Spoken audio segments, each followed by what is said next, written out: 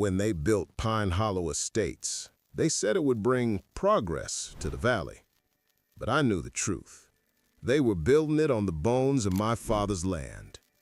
87 homes, all standing where our cattle once grazed, where my mother used to hang laundry under the Colorado sun. I didn't stop them. I just watched, quietly. Because sometimes silence says more than a man's voice ever could. My name is Robin McAllister, and this is the story of how my own son joined the people who tried to take everything from me. I'm 61 years old, and I've lived most of my life on these 40 acres in Estes Park, tucked between the pine ridges and the cold breath of the mountains. My father bought this land in 1968. Said to me once, "A man's worth isn't measured by what he owns, but by what he refuses to sell." I didn't understand him then. Now I do. Every morning I walk down to the old barn, what's left of it anyway. The boards creak, the paint's gone gray, and if I listen close enough, I can almost hear Sarah humming inside. My wife's been gone 3 years now. Cancer. I still keep her photo on the mantle, next to the empty coffee cup I can't bring myself to wash. Sometimes I talk to her. Nothing strange, just the kind of talk a man keeps to survive the silence. Our kids couldn't stand the quiet after she passed. Daniel, my eldest, moved to Denver. Always wanted something bigger. Money, position, the kind of things that make noise. Emily, our daughter, took her mother's heart, but not her patience. She left after the funeral and never came back. I don't blame her. Everyone grieves their own way. Mine just happened to be staying put. The valley's different now. Used to be cattle and hay trucks. Now it's construction and SUVs.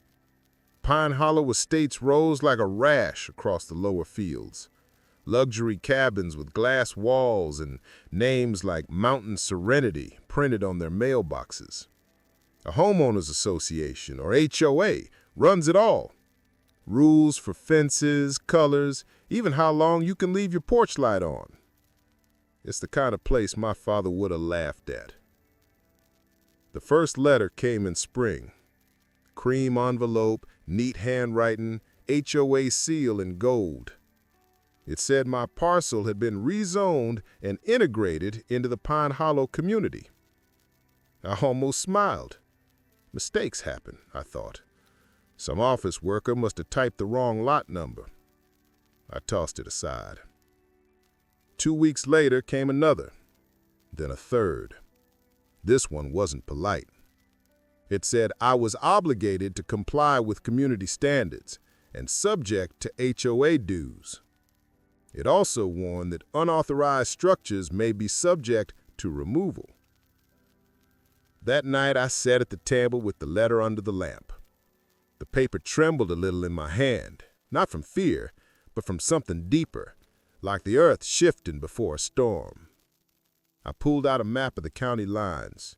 My land was right there, same boundaries as always. My taxes paid, my deed clean. I decided to call the number on the letter the next morning. A woman answered. Cool, professional, too polite to be kind.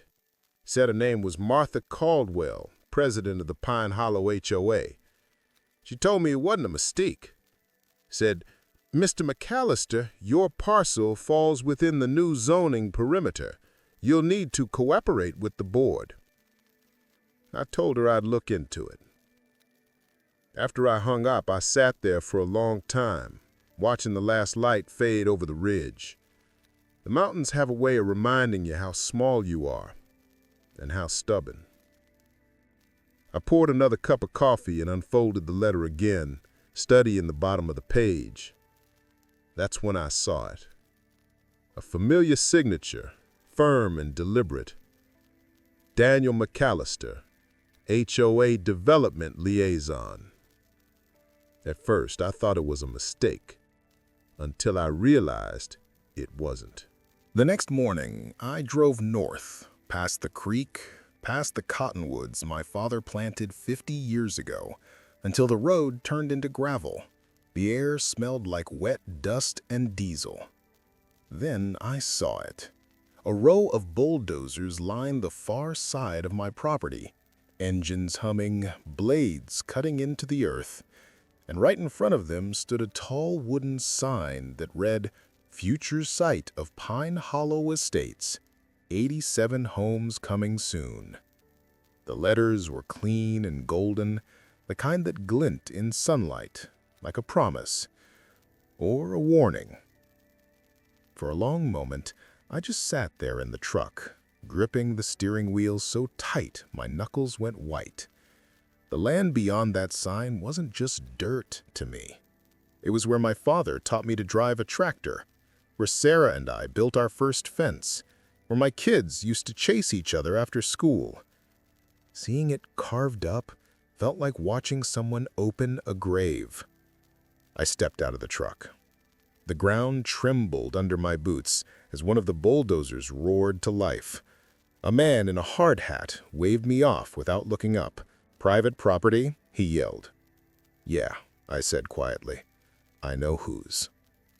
Before I could take another step, a black SUV pulled up beside the sign. The door opened, and Martha Caldwell stepped out, same smooth voice I'd heard on the phone. Tailored blazer, clipboard in hand, sunglasses that hid everything but the smile. "Mr. McAllister," she said like we were old friends, "I was hoping we'd meet. You've received our correspondence, I assume." "I have, and I assumed it was a mistake."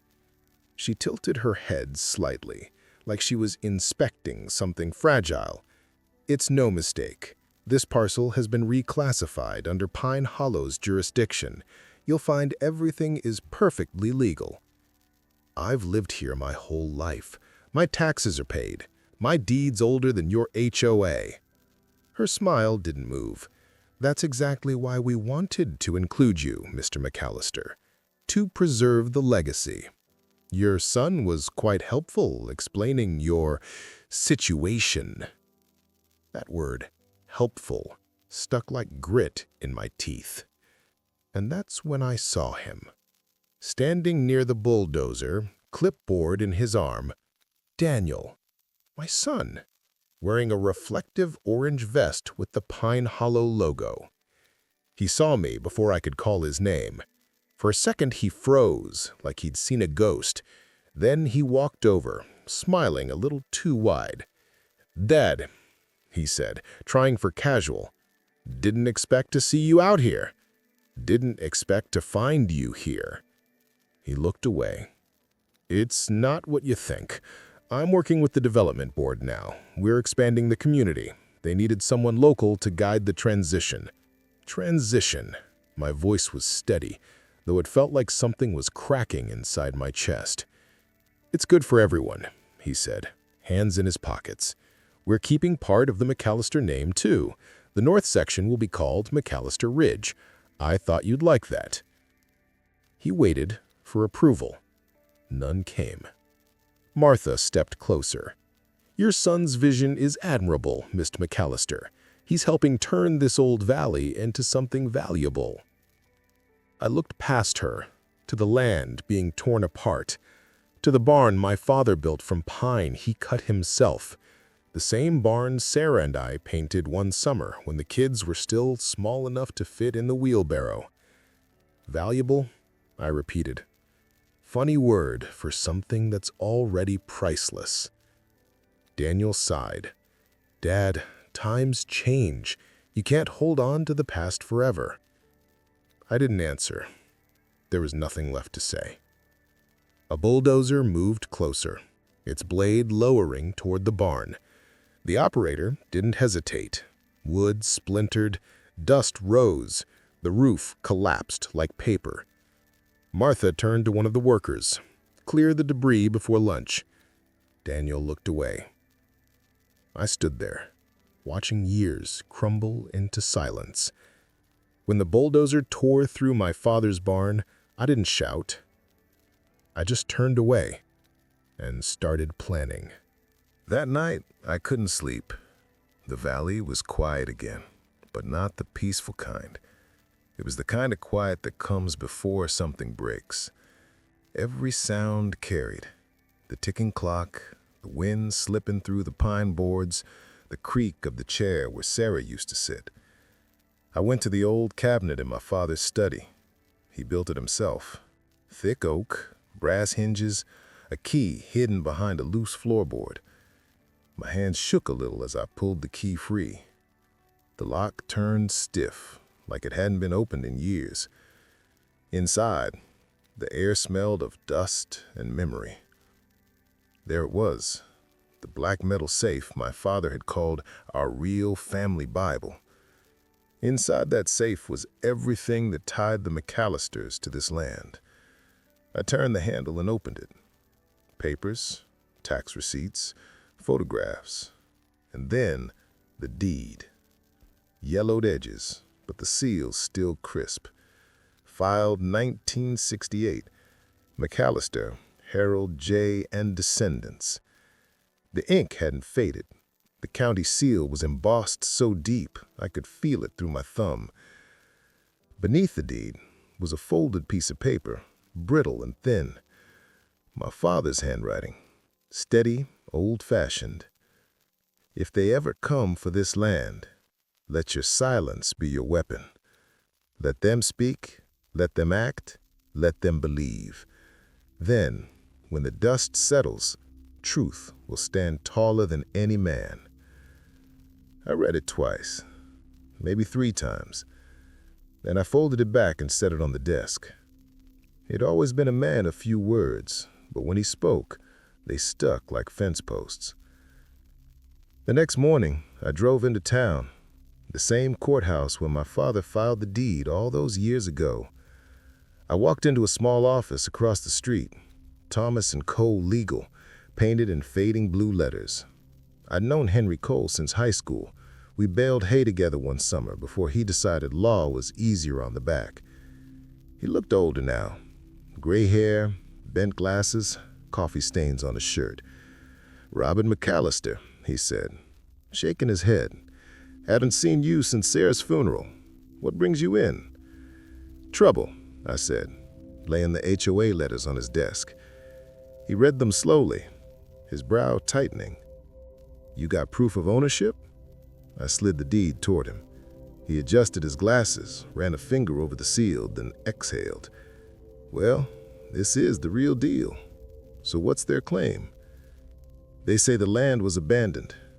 He frowned. "Adverse possession. Classic move.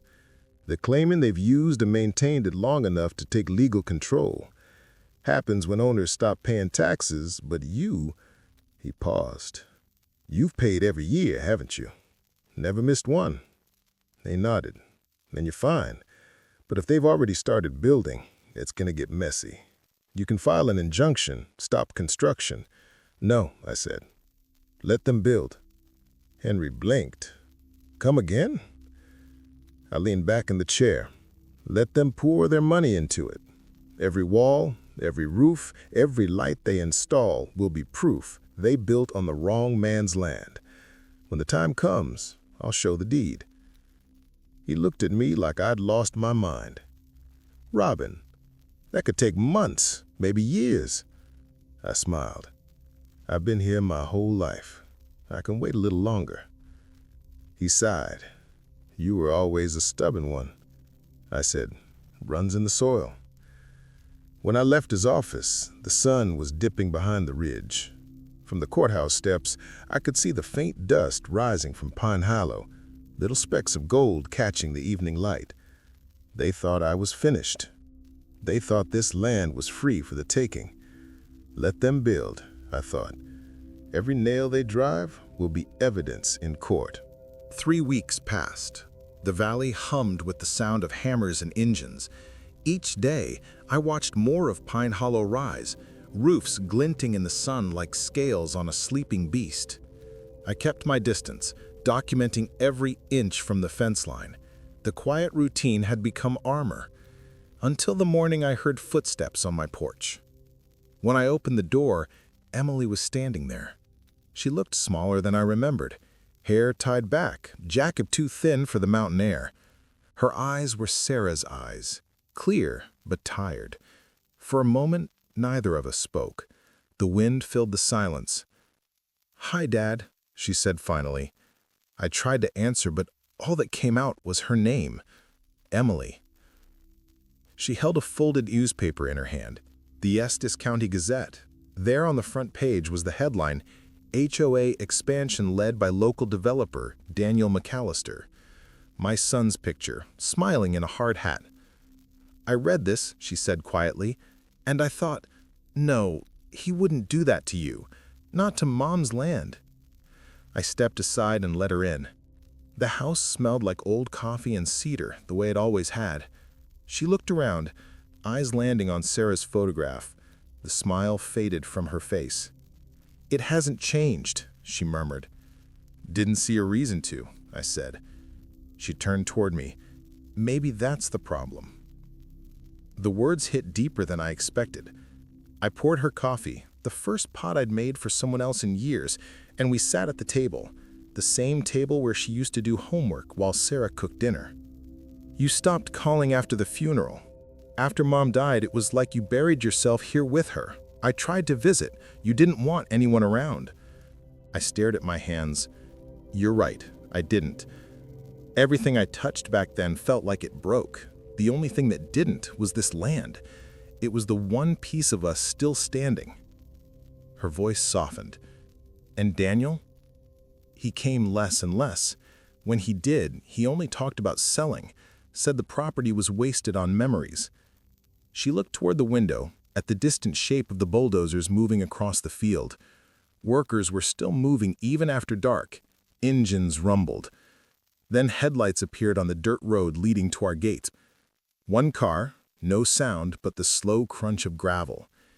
It stopped at the entrance and didn't move. Emily joined me at the window. "Dad, who's that?" I didn't answer. I just turned off the lamp. And together, we watched those headlights burn against the dark, unmoving, waiting. By the second week of Emily's stay, the piece we'd rebuilt was hanging by a thread. The valley had grown louder, not from nature, but from engines, drills, and the metallic groan of foundations taking shape. Pine Hollow Estates was rising fast, too fast. Each night, headlights swept across the windows, same pattern. A slow crawl up to the gate, a pause, then gone. But sometimes they lingered long enough for me to see the glint of a phone camera through the glass. One evening, I heard a faint buzzing overhead. I stepped onto the porch and saw it, a drone hovering just above the tree line, red lights blinking like eyes in the dark. Emily joined me, her arms crossed tight. "They're trying to scare you," she said. "They're trying to prove something that isn't true," I answered, raising my phone and snapping a photo. "Every threat they make, every flight, every visit, it's evidence." The next morning, a courier showed up with a thick envelope stamped legal notice. Inside, a restraining order from Pine Hollow Estates accusing me of trespassing on private property. Emily read it aloud, disbelief twisting her voice. "They're calling you the trespasser on your own land?" I smiled, slow and tired. "Let them. They're building their own evidence." We started documenting everything, photos of the construction, logs of every visit, receipts of property tax payments going back to 1980. Emily built folders, labeled and time-stamped, while I kept a notebook of license plates and drone sightings. By late afternoon, dust clouds from the site reached our porch. You could smell the asphalt and fresh paint, the scent of someone rewriting your history without asking. That's when Daniel showed up. I saw his truck long before it reached the house, polished, newer, spotless. He stepped out wearing sunglasses and that same construction vest. There was no warmth in his face this time. "Dad, we need to talk," he said, glancing toward the camera mounted under the porch roof. "About what you're stealing or about what you're building?" He sighed. "You could have sold it, Dad. We could have been rich, Real money. Not this stubborn pride you keep polishing like an old tractor. Emily came to the door, her voice sharp. He's not the one who forgot what pride means. He turned to her, startled. You shouldn't be here. Neither should you, she said. He exhaled, frustrated. Look, I didn't plan this to hurt anyone. It's progress. You can't hold on to dirt forever. I looked him square in the eye. This dirt is the only honest thing we have left, son. We already were rich. You just forgot what rich means. For a moment, I thought I saw doubt flicker in his face. Then Martha Caldwell's black SUV appeared at the bend in the road, and whatever softness he'd had disappeared. He climbed back into his truck without another word and drove off behind her. That night, Emily sat by the window while I checked the locks twice. The hum of the construction site carried through the trees, constant, relentless. How long can this go on? She asked. Until they've built enough rope to hang themselves, I said quietly. Sleep didn't come easy. The shadows felt longer. Even the house seemed to breathe differently, slower, heavier. At dawn, I stepped outside with my coffee and stopped cold. Tire tracks, deep ones, cutting across the dirt, leading right up to the porch steps. The front door was still locked, but when I went inside, my stomach dropped. The safe, the one that held my father's deed, the letters, the promise, stood wide open. Empty. The house felt colder after that morning. The safe door still hung open like a wound. Inside, the metal edges gleamed under the light, mocking me with their emptiness. The deed, the tax receipts, my father's letter, all gone. Emily was pacing the kitchen, her voice trembling between anger and fear. It was Daniel. Who else would know about the safe? He must have sent someone. I sat at the table, staring at the coffee mug between my hands. Maybe, I said softly. Maybe? She snapped. Dad, they broke into our home. They took the deed. They're trying to erase everything. I looked up at her calm. You can't erase something that's written twice. She frowned. What do you mean? I reached for the small wooden box on the counter. My father's old toolbox, the one he never let me touch as a kid. Beneath the wrenches and tape measure was a folded note in his handwriting. I passed it to her. Always make copies, son. The world's full of thieves who only steal what they can see. Her eyes widened. You're saying... I nodded. He kept copies of everything. Legal duplicates, notarized. And one sets in a safe deposit box in Loveland. He told me that the week before he died. Emily sat down, exhaling hard. You mean we still have it? The deed? The tax proofs? Everything? Everything that matters, I said, standing up. It's time they learn we're not as defenseless as they think. The next morning, we drove the hour down to Loveland. The sun cut through the fog like a blade as we followed the canyon road. When we reached the bank, a modest brick building with a faded sign that read Frontier Trust and Savings, I walked straight to the counter. Safe deposit number 1473, I said. The clerk, a gray-haired man with kind eyes, recognized the name. McAllister. Been a while since anyone's opened that box. Inside the small vault room, the air smelled faintly of metal and dust. I slid the key into the box and lifted it out. The weight was familiar. When I opened it, there it was, the duplicate deed, sealed and notarized, along with a set of tax receipts dating back 50 years. My father's handwriting on the envelope. For my son, if silence must turn to action. Emily smiled for the first time that day. He really thought of everything. He always did. Back in Estes Park, I stopped at the old law office across from the courthouse. The bell above the door jingled as I walked in. Henry Cole looked up from his desk, his reading glasses halfway down his nose. Well, he said, you look like a man who just found his bullets. I did, I answered, placing the folder on his desk. Let's start firing. He opened the folder carefully, flipping through the documents. Original signatures, county seal intact, Robin, this is gold. I want to file a claim. Fraud, trespassing, and adverse possession under false pretense. And I want it public. Henry leaned back, smiling for the first time in years. I'll draft the complaint tonight. By tomorrow morning, everyone from Estes Park to Denver will know the McAllisters are coming to court. He wasn't exaggerating. Within days, the local paper ran the story. Retired rancher challenges HOA expansion, claims fraudulent land grab. By the week's end, Pine Hollow Estates wasn't celebrating anymore. Construction slowed, realtors backed away, even Daniel stopped showing up at the site. Emily read the headline out loud and looked at me with quiet pride. They underestimated you. I folded the paper, slid it aside. No, I said. They underestimated my father. That following Monday, I put on my best jacket, the one that Sarah had bought me for church 20 years ago, and walked up the courthouse steps with the old folder in my hand. People turned. Some whispered. Others smirked. But when I reached the courtroom door and they saw the county seal glinting in my fingers, the laughter stopped. The morning of the hearing, Estes Park felt strangely still. The mist over the valley hung low, as if even the mountains were waiting. Emily and I drove into town before sunrise. She sat beside me, clutching the old folder like it was a lifeline.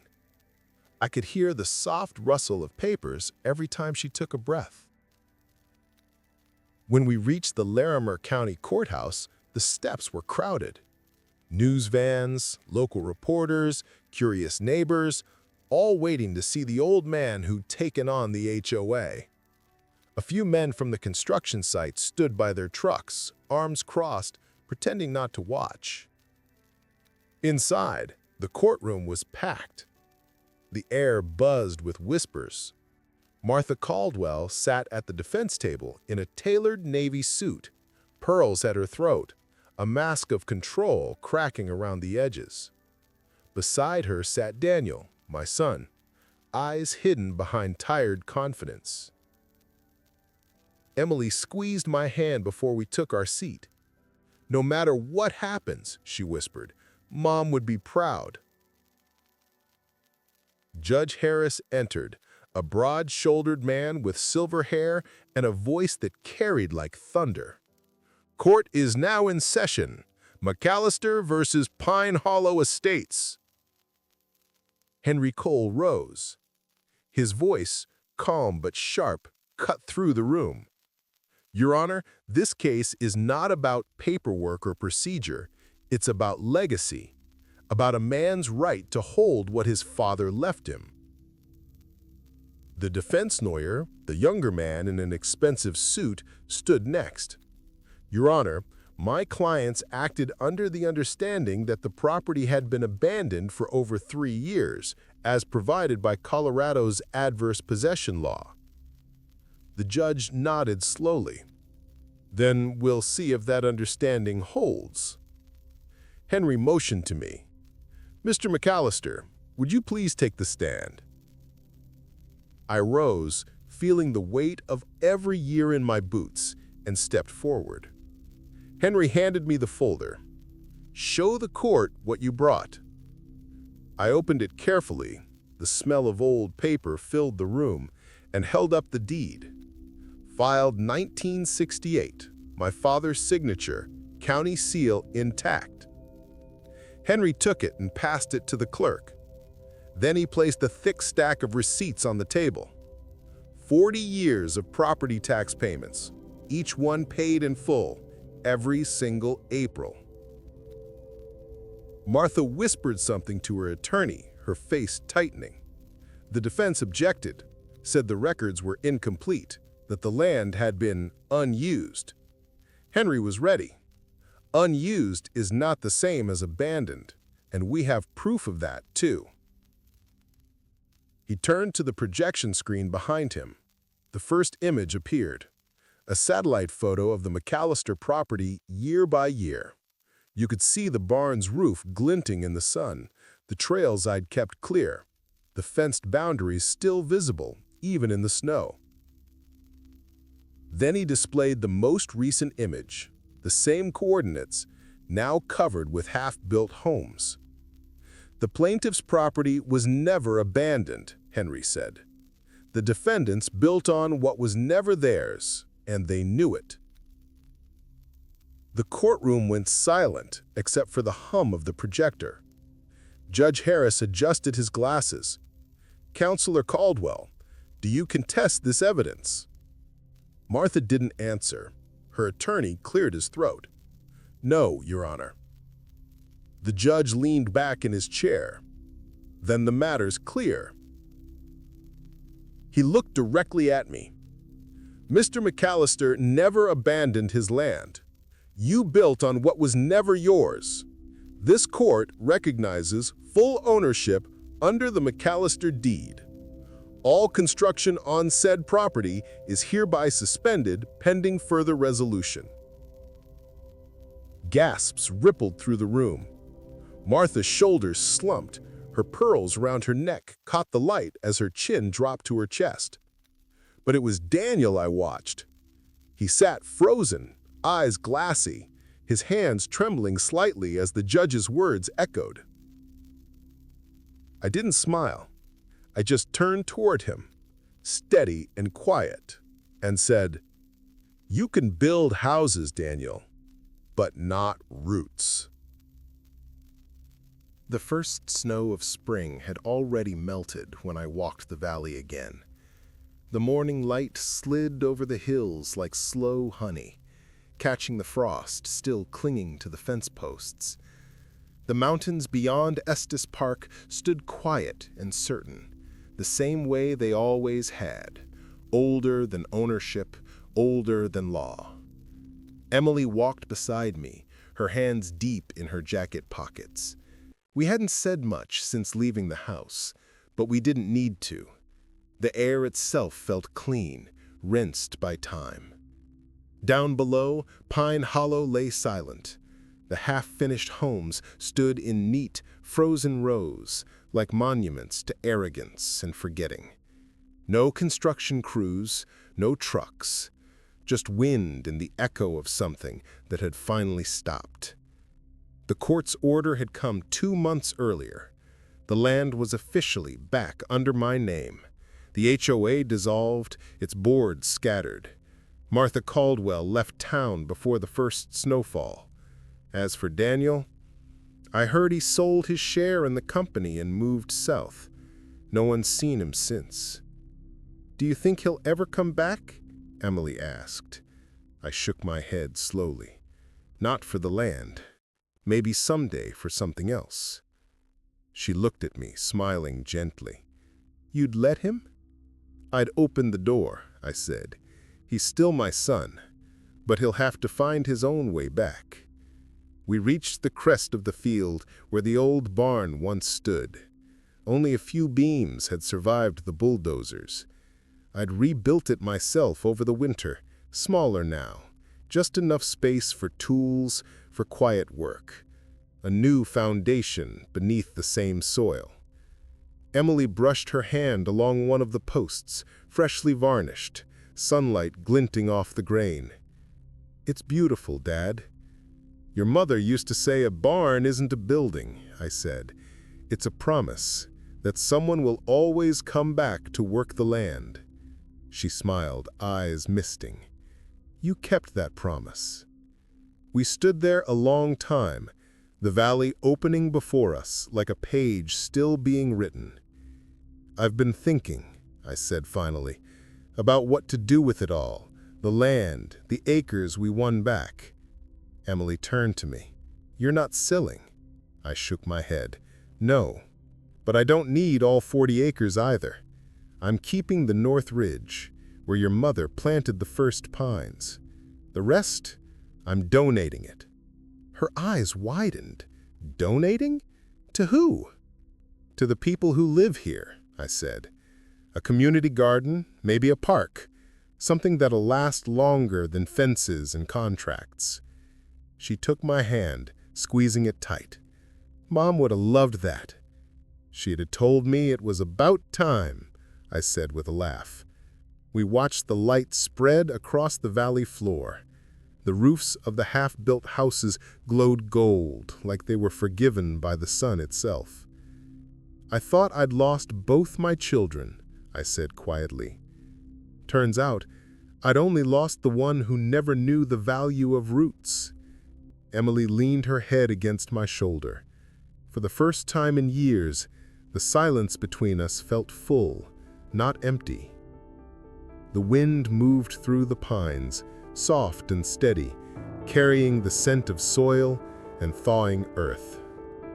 When we reached the gate, I stopped. The same gate where the headlights had once burned through the dark. Emily watched as I unlatched it. "You're not locking it?" Emily asked. I smiled, pushing it open. "No, not this time."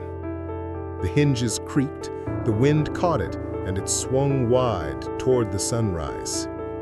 "And this time," I said, as the mountains caught fire with morning light, "I didn't lock the gate.